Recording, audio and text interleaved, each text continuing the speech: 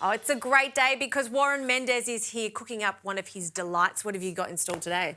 Well, I love pepperoni pizza, so we're doing a pepperoni tart. All those beautiful flavours into an easy tart. Why not? You make it sound so easy. All your cooking is clever because it's minimal ingredients and it's almost like, duh, why didn't I think of that? It's a brilliant idea.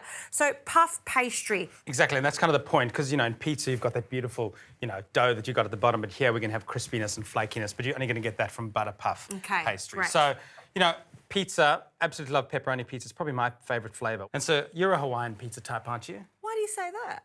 I don't know, I'm just trying to tease because I know you probably aren't. You know what, I actually don't mind it lately. It's my pizza of choice. Yeah. But it's very rare. I know I'll go back to the authentic flavours. It should be illegal. It's terrible. Pineapple on pizza, no ways, no ways. So what I'm doing here is creating a bit of a border around the puff pastry. And what this is going to do is allow those sides to puff up and the centre is going to remain kind of down. And we should point out, you're really not going all the way through. It's just touching it, just so it does go up. Exactly, like but at the same time, when I've done this recipe before, if you do go all the way through, it's not the end of the world. It's just pastry. It's an easy recipe. It's really forgiving. Just docking the pastry here, and what that's going to do is create some air bubbles, and that way the pastry won't rise entirely. Okay. So, first step. Into the oven. Into the oven. Doesn't need anything else on top of it? Nothing. No egg wash, no nothing. The less ingredients, the better. And so while that pastry's in the oven, we can get on with that tomato sauce. So instead of using just kind of a store-bought tomato sauce, I thought, why not just do a really quick, punchy sauce using some beautiful cherry tomatoes? Absolutely. So the secret to every good pasta sauce is a lot and a lot of olive oil. So don't be shy, let it cover the pan. We want everything to swim in there. Yep. And so we'll just go in with that beautiful garlic. Okay. Get a bit of sizzle. So rather go gentle like this and leach out all that beautiful garlic flavour. The garlic smells beautiful, which means it's time to go in with the cherries. Okay. So tumble those in. That's going to bring the oil temp down and we're not going to burn that garlic. Very nice. Kind of start to kiss them. And then the other secret is some tomato paste. So tomato paste has so much concentrated tomato flavour. There's probably about like 30 tomatoes in the equivalent in this tomato paste. Probably, yep. And it's going to also help caramelise these tomatoes beautifully. So those can go in and start to coat. Yep. So just a pinch of salt. Yes, tomatoes love their salt. And a decent amount of pepper. And these are going to cook for about 8 to 10 minutes until they get all wrinkly and then we can collapse them down. Very nice. And then our pastry's going to be cooked. It's all going to come together so easily. Easy peasy. Okay, Juz, so you can see you've got all those beautiful wrinkles in the tomato, which means they're collapsing down, they're cooking beautifully, and this is the trick. Okay. So potato masher, and I didn't slice those tomatoes up, but we're now going to push them all down, and then what's going to happen is all that beautiful tomato juice is coming out, mixing with that great olive oil. Yeah.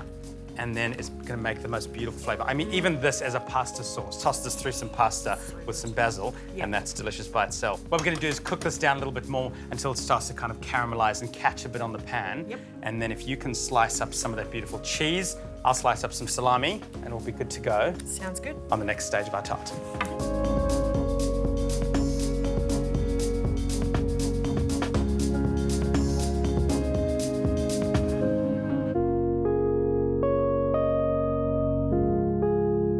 Okay, Juz, so pastry out the oven, and you can see it has puffed in the centre a little bit, but you've got this beautiful border. Yep. So just get a fork and then press it down. And now you've got the easy sides of a tart without having to do any lining of a tin or anything. So push down. Sound? I know, listen to that. It's like crackling. Yes. Except better because it's got butter in it. Lots of butter. Okay, so push that down, and now we've got this incredible tomato mixture, which is so rich and concentrated in flavour. Like each of those tomatoes have been kissed by that, you know, tomato paste. Kiss? Jeez, he's good with his words, isn't he? Just think about it before. Okay, and so just spread them around. And the thing about a tart like this is be rough. It doesn't have to be perfect. So get it around there. Don't worry and overthink it too much. Just as long as everybody's slice is going to have some of that beautiful tomato. Don't leave the garlic out. No, I want it all in there. Get the garlic in there. Okay. And it's not quite wet, it's quite dry, because you don't want to ruin all that beautiful flakiness from the pastry. Exactly. Soggy bottom in a tart is the worst thing in the world. So that's why we've cooked it down, and you want to make sure you've got it all caramelised and nice. So Juz, could you do the cheese, which you sliced up so beautifully, and just have it kind of dotted around. Again, don't overthink it. It's going to beautifully melt into all of those tomatoes. Okay. And then I'll get this salami. And same thing, you want to make sure and think, when everyone's having a slice of this, you want to get a piece of salami, a bit of tomato, a bit of cheese. So it's kind of a case of more is more. More cheese, more pepperoni, more tomatoes. Dot it around.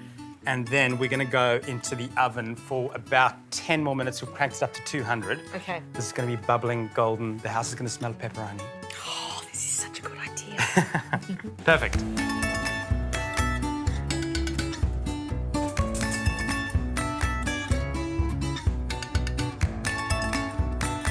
This looks incredible. I'm putting more pepper. You always need more pepper. It makes it look nice. And the last finisher, whatever herb you have, be parsley, we've got some basil. Let it just fall and then it'll look beautiful. Let it be natural. Organically. Yeah, look at that. It's a pretty picture. Looks good. It's an artwork. And then, you want a big slice, small slice? Yeah, big slice. Okay, so I like going halfway. And just like a pizza, and listen, because you've got that beautiful pastry, and we don't have a soggy bottom, I'm giving you a decent slice here. Let's face it, we love to have a pizza, make homemade pizza dough, but sometimes we just don't have the time, but we really want those flavours. This is a fantastic option. Exactly, and look at that. Oh, that's There a we go, big Jazz. piece. I know, big piece, but why not? That is pepperoni. cheese. Cheers. Pepperoni tart. That's the same. Cheesy. This is so good. Those flavours are amazing. And when it's still piping hot like this, oh, heaven. But incredibly simple as well. So simple. I'm going to do this at home. We can finish the whole thing, I reckon.